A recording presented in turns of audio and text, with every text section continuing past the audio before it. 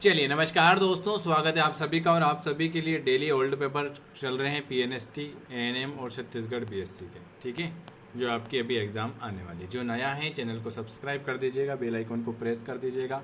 और अगर हमसे जुड़ना चाहते हैं तो इस नंबर पर व्हाट्सअप कर दीजिएगा 9753749986 पर आप मैसेज करके हमसे क्लास में जुड़ सकते हैं, फ्री वाली क्लास में। चलिए यहाँ तक हमने कर लिए थे क्वेश्चन। आज हम करेंगे इसके आगे वाले क्वेश्चन। एमिनो एनिलीन किसके द्वारा प्राप्त किया जा सकता है?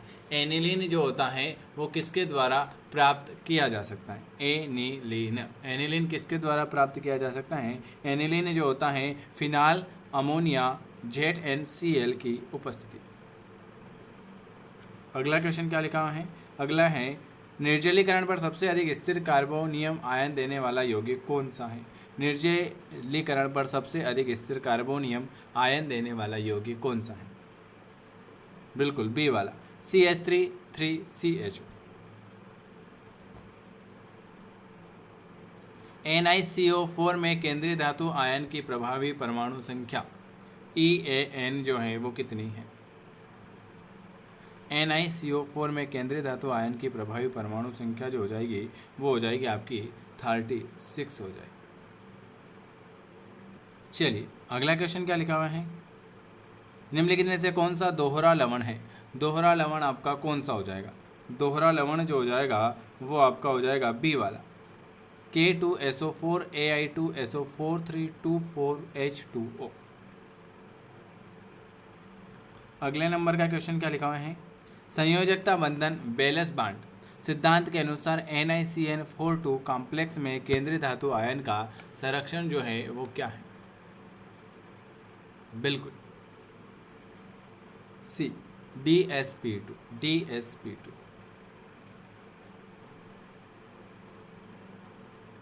चलिए अगला क्वेश्चन।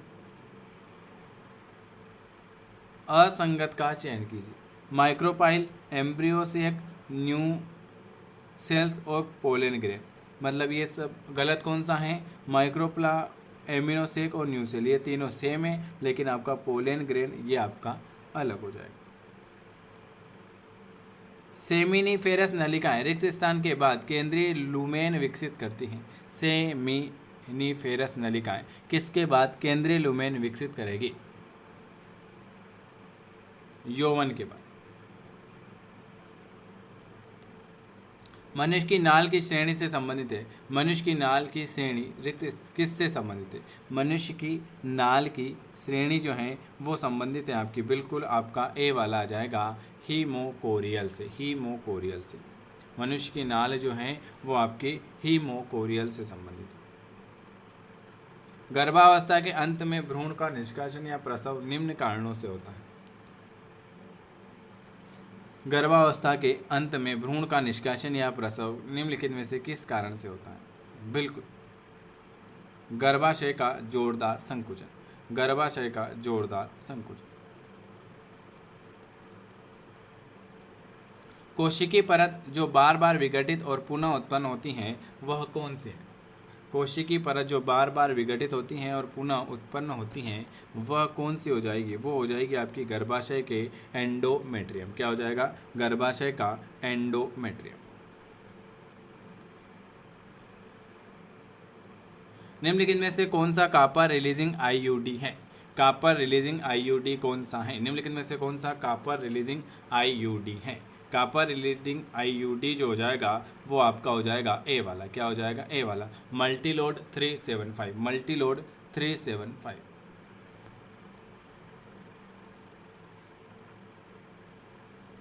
अगला है 2011 की जनगणना रिपोर्ट के अनुसार जनसंख्या वृद्धि दर अभी भी लगभग 1.7% थी। हमारी जनसंख्या 33 वर्षों में दोगुनी हो सकती है। सरकार इस जनसंख्या वृद्धि दर की जांच कैसे करती है?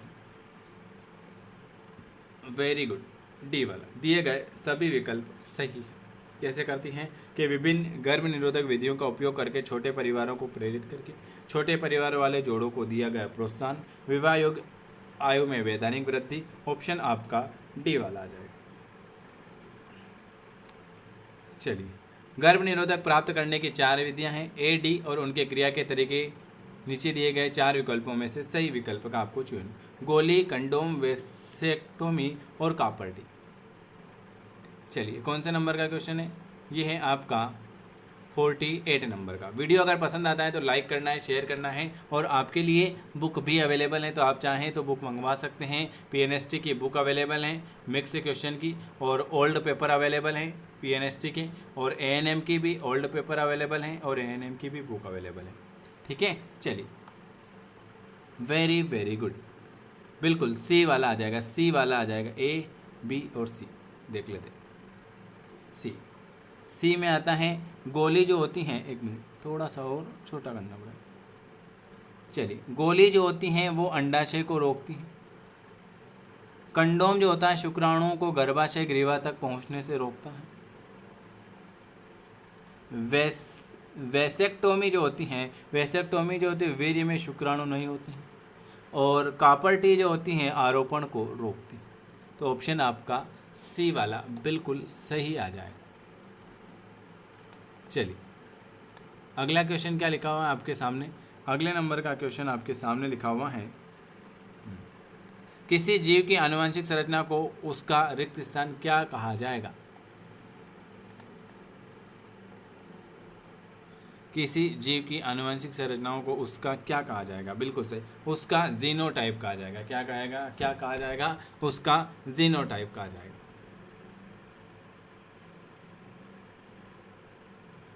ग्रिफिथ के प्रयोग में परिवर्तन का सिद्धांत डीएनए था। इसकी खोज किसके द्वारा की गई थी?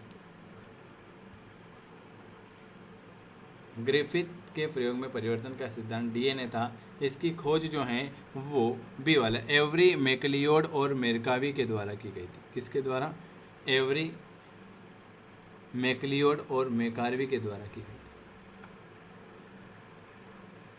थी। एक अणु जो आनुवंशिक सामग्री के रूप में कार्य कर सकता है उसे रिक्त स्थान को छोड़कर मानदंडों को पूरा करना चाहिए।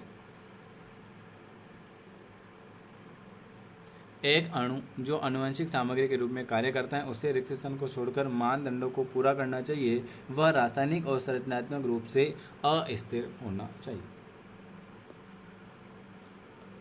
किस जीव में वृद्धि और विभेदन के लिए जीन निम्नलिखित के नियमन के माध्यम से उत्तरदायित्व होता है?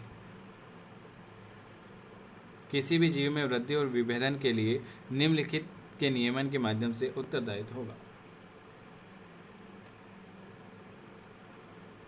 अनुवाद और प्रतिलेखन। अनुवाद और प्रतिलेखन। अगला क्वेश्चन, निम्नलिखित में से कौन सा जैव विविधता के बाह्य स्थान संरक्षण का उदाहरण है? जैव विविधता के बाह्य स्थान संरक्षण का उदाहरण कौन सा हो जाएगा? बिल्कुल बी वाला, जीन बैंक। एक विशेष भौगोलिक क्षेत्र तथा सीमित और अन्य कहीं नई पाई जाने वाली प्रजाति को आप क्या कहते हैं? एक विशेष भौगोलिक क्षेत्र तक सीमित और अन्य कहीं नहीं पाई जाने वाली प्रजाति को हम जो कहते हैं, हम कहते हैं विलुप्त कहते हैं। ये आज मैंने आपको 25 क्वेश्चन करवाए हैं।